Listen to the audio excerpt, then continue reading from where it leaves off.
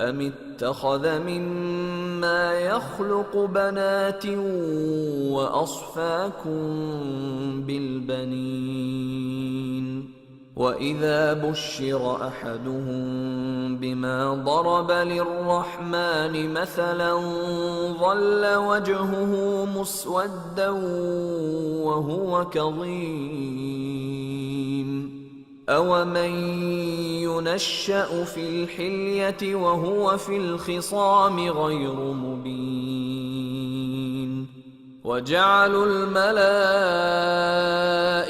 الذين هم عباد الرحمن إناثا أشهدوا خلقهم ستكتب شهادتهم ويسألون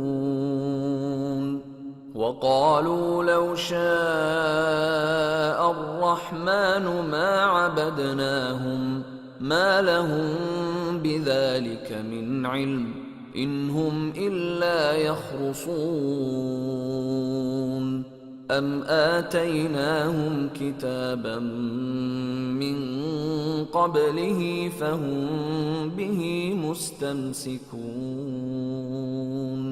بل قالوا إنا وجدنا آباءنا على أمة وإنا على آثارهم مهتدون وكذلك ما أرسلنا من قبلك في قرية من نذير إلا قال مترفوها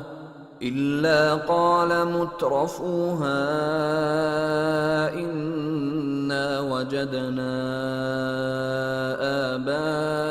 آباءنا على أمة وإنا على آثارهم مقتدون قال أولو جئتكم بأهدى مما وجدتم عليه آباءكم قالوا إنا بما أرسلتم به كافرون فانتقمنا منهم فانظر كيف كان عاقبة المكذبين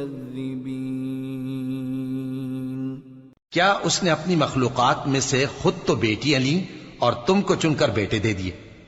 हालांकि जब उनमें से किसी को उस हस्ती की यानी लड़की की खुशखबरी दी जाती है जो उन्होंने अल्लाह के लिए बयान की है तो उसका चेहरा सियाह पड़ जाता है और वो अंदर ही अंदर घुटने लगता है।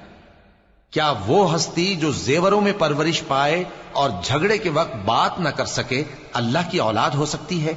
और इन्होंने फरिश्तों को कि वो रहमान के बंदे हैं उसकी बेटियां ठहराया। क्या ये उनकी पैदाइश के वक्त हाजिर थे? अनकरीब इनकी शहादत लिख ली जाएगी और इनसे बासपुर्स की जाएगी। और कहते हैं अगर रहमान चाहता तो हम इनको न पूछते। इनको उसका कुछ इल्म नहीं, ये तो सिर्फ अटकलें दौड़ा रहे हैं। या हमने इनको इससे पहले कोई किताब दी थी कि ये उससे इस्तेदलाल करते हों?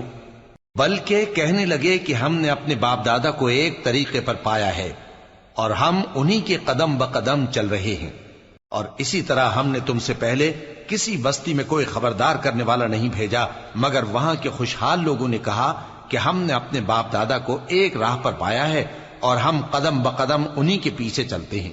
पैगंबर ने कहा अगरचे मैं तुम्हारे पास ऐसा दीन लाया हूं कि जिस रास्ते पर तुमने अपने बाप दादा को पाया वो उससे कहीं ज्यादा सीधा रास्ता दिखाता हो, तो कहने लगे कि जो दीन तुम देकर भेजे गए हो हम उसको नहीं मानने के।